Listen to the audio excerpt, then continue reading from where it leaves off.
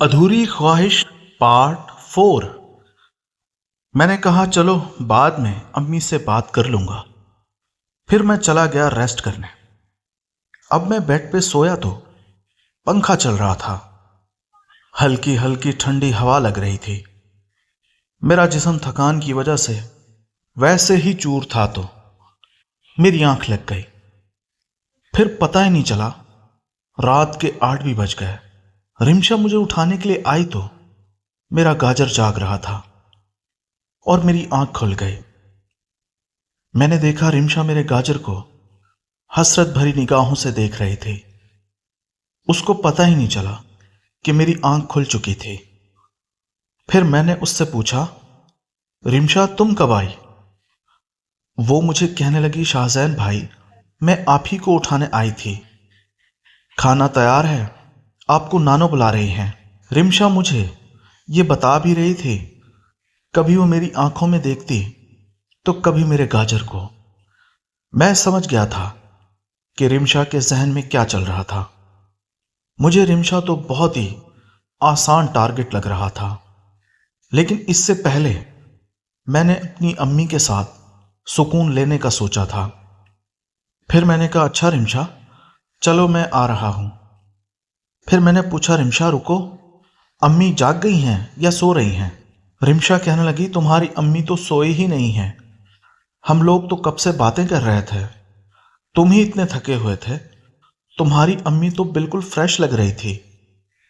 मैंने कहा, अच्छा चलो तुम, मैं आता हूं। मैं वॉशरूम में गया, मुंह धोया और बाहर आया। मेरी नानी का घर बहुत बड़ा था। लाइन में 4 कमरे बने हुए थे।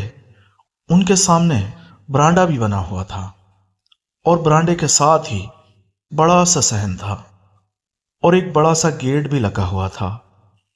मेरे मामू की गाड़ी अंदर खड़ी हुई थी। सहन में सब लोग चारपाई लगा के बैठे हुए थे। मैं बाहर आया तो ठंडी ठंडी हवा चल रही थी। बड़ा सुकून आ रहा था मुझे गांव में आके। मैंने आसमान की तरफ देखा तो तारे चमक रहे थे। शहर में अमूमन इतने तारे नजर नहीं आते। फिर मैं चारपाई पे बैठा तो रिमशा मुझे कहने लगी, शाहजैन भाई खाने ले आऊं? मैंने कहा, हाँ रिमशा, शायद मेरी अम्मी वालों ने खाना खा लिया था। रिमशा खाना लेके आई और पानी का जग भर के मेरे साथ ही रख दिया और वो भी मेरे साथ उसी चारपाई पे बैठ गई। मैंने देखा रिमशा मुझे बार बार नजरें चुरा चुरा के देख रही थी और हल्का हल्का मुस्कुरा भी रही थी। लेकिन मैं उन तारों को देखे जा रहा था जो आसमान में मुझे आज बहुत ज्यादा नजर आ रहे थे। फिर मैंने पूछा, रिमशा ये तारे रोज ही इतने होते हैं या आज कुछ ज्यादा हैं? रिमशा मुझे कहने लगी, शाहजैन भाई गांव में तो यही मजे होते हैं। यहां तारे रोज ही ऐसे निकलते हैं। शहर में क्या नजर नहीं आते? मैंने कहा, नहीं रिमशा, शहर में रोशनी की वजह से ये सब चीजें नजर नहीं आती। फिर मुझे रिमशा कहने लगी, शाहजैन भाई सुबह मैं आपको जमीनों पर ले जाऊंगी। हमारी बहुत सारी जमीनें हैं, काफी सारी पे अनाज उगा हुआ है और कुछ पे सब्जियां हैं, चावल भी हैं और हमारा बाग भी है। सुबह तुम जल्दी उठ जाना और हम सुबह सुबह ही चलेंगे। वहां पे फूल भी लगे हुए हैं। सुबह सुबह फूल खिले हुए होते हैं तो बहुत ही अच्छा नजारा होता है जो दिल को सुकून देता है। मैंने दिल में सोचा कि ठीक है, ये मौका वैसे भी अच्छा था। रिमशा अगर मेरे साथ उस बाग में चली गई तो वहां पे किसी तरह मैं बातों में वरगला के उसका काम उतार दूंगा, क्योंकि बचपन में मैंने वो बाग देखा था जो बहुत बड़ा था और सुनसान भी था। मैंने कहा, हाँ हाँ ठीक है, जरूर चलेंगे। फिर मेरी अम्मी, नानो और मेरी मुमानी आपस में गपशप कर रही थी। मैंने फिर अम्मी से पूछा, मैंने कहा, अम्मी कैसा लग रहा है आपको गांव में आके? फिर मेरी अम्मी कहने लगी, तुम तो कब से सो रहे हो, हम तो यही बातें कर रहे थे, बहुत अच्छा लग रहा है। और फिर वो कहने लगी, सुबह हम बाग में चलेंगे। मैंने सोचा कि अगर ये सब चलेंगे तो मेरा रिमशा के साथ वो वाला काम नहीं हो पाएगा। میں نے رمشا کو کہا، میں نے کہا اگر یہ سب لوگ بھی چلیں گے تو ہمیں گھومنے میں مزہ نہیں آئے گا۔ رمشا مجھے کہنے لگی، ہم باغ میں چلیں گے اور وہاں پہ ان لوگوں سے الگ ہو جائیں گے۔ پھر میں نے کہا ہاں یہ بھی ٹھیک ہے، اور پھر رات کے 9 بھی بج چکے تھے۔ پھر دروازہ بجا تو نانو نے کہا، رمشا بیٹے جا دروازہ کھول، تمہارے بھائی آئے ہوں گے۔ رمشا نے جب جا کے دروازہ کھولا تو رمشا کے 2 بھائی تھے، یعنی کہ میرے کزن، وہ بھی میرے ہم عمر تھے۔ ایک کا نام ندیم تھا اور دوسرے کا نام سلیم تھا۔ ندیم بڑا تھا اور سلیم اس سے چھوٹا تھا۔ پھر وہ بھی آئے اور میرے ساتھ آ کے بیٹھنے لگے۔ پھر ندیم رمشا سے کہنے لگا، اندر سے کرسیاں لے آؤ۔ رمشا کرسیاں لینے چلی گئی تو وہ دونوں میرے ساتھ بیٹھ گئے۔ مجھے کہنے لگے، ہاں بھائی شہری بابو سنا شہر کا کچھ حال حوال۔ میں نے ان کو کہا کہ ہاں شہر تو بہت اچھا ہے۔ شہر کی لائف کے بارے میں نے ان کو بتایا۔ پھر وہ بھی سن کے کافی خوش ہوئے۔ گاؤں کی زندگی سے شاید ندیم اکتایا ہوا تھا۔ وہ مجھے کہنے لگا، شاہزین بھائی میں بھی چلوں گا۔ پھر رمشا دور کھڑی ہو کے یہ باتیں سن رہی تھی تو وہ کہنے لگی، ہاں ہاں ندیم بھائی میں بھی چلوں گی، ابو آ جائے تو ہم دونوں ابو سے بات کر لیتے ہیں۔ پھر اسی طرح کافی دیر ہم گپ شپ کرتے رہے اور رات کا 1 بھی بج گیا۔ ندیم اور سلیم سونے چلے گئے کیونکہ وہ کہہ رہے تھے کہ صبح ان کو جلدی اٹھنا ہے اور کھیتوں میں جانا ہے۔ میں نے دیکھا میری امی ابھی تک باتوں میں مشغول تھی۔ اب باہر صحن میں ہم 5 لوگ رہ گئے تھے۔ ایک رمشا جو کہ میرے ساتھ ہی میری چارپائی پہ بیٹھی ہوئی تھی، اور ہم سے تھوڑا فاصلے پہ میری نانو اور میرے ماموں کی بیوی اور میری امی، وہ آپس میں ہلکی ہلکی آواز میں باتیں کر رہے تھے۔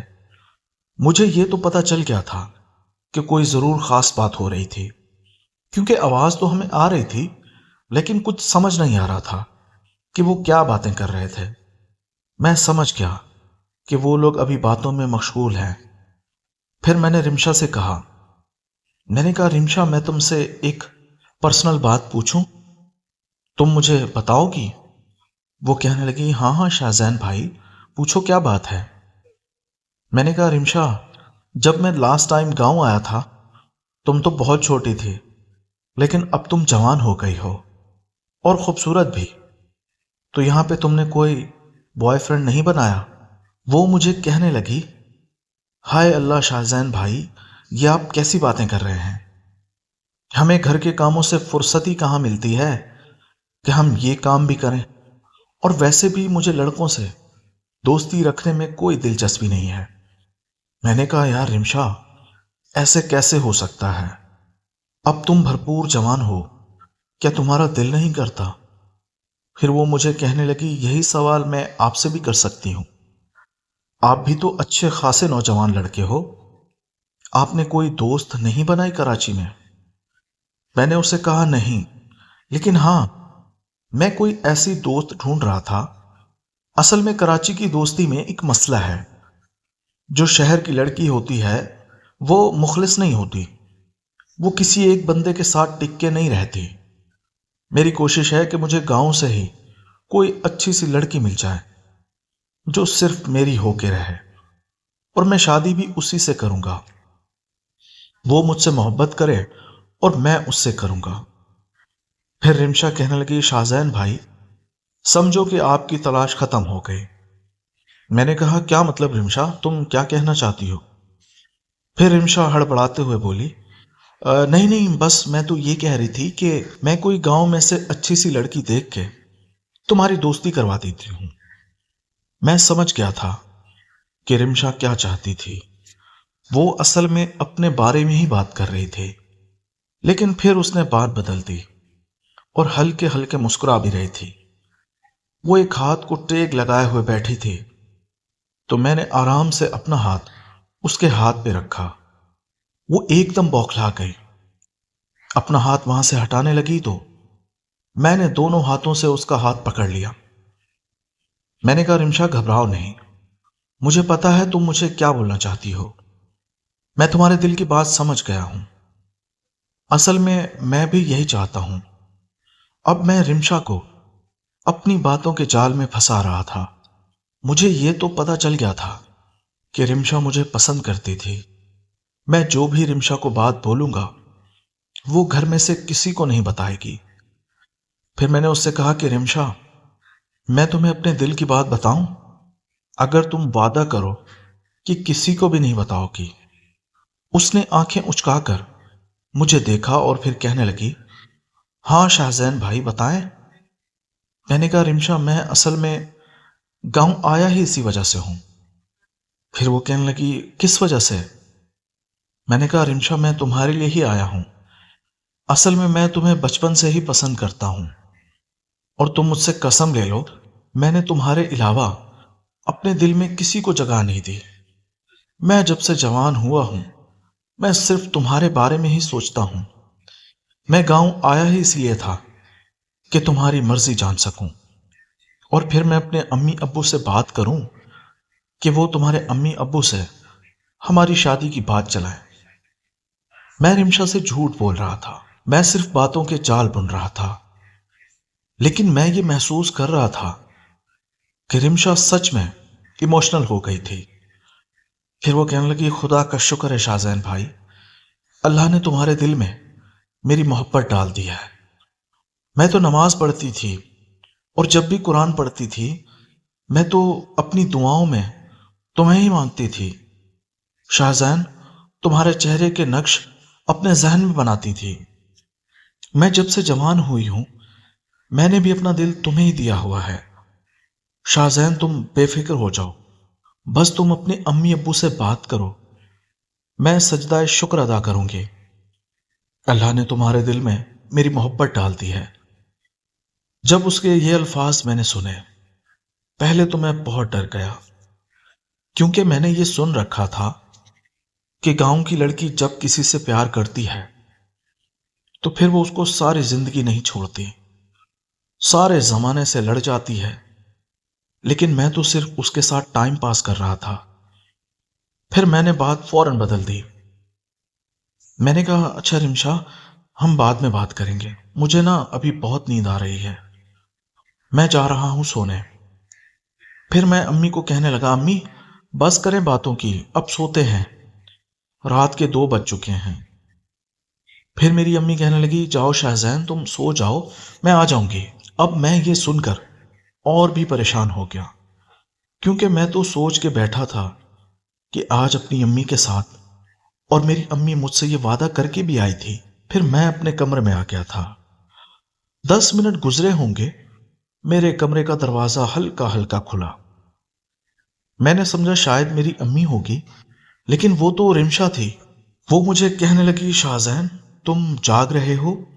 मैंने कहा, बस रिमशा, सोने की तैयारी कर रहा हूं।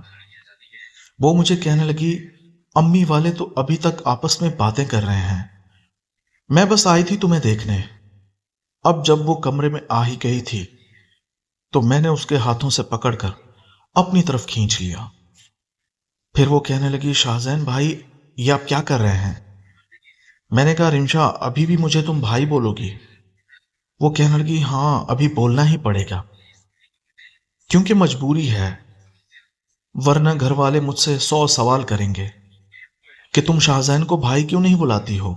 और तुम्हें तो पता है ना, मेरे दोनों भाई गांव के हैं, वो तो मौके की तलाश में रहते हैं कि कब मैं कोई गलती करूं और वो मुझे सजा दे। फिर मैंने उसे पकड़कर कुछ बातें करनी शुरू की।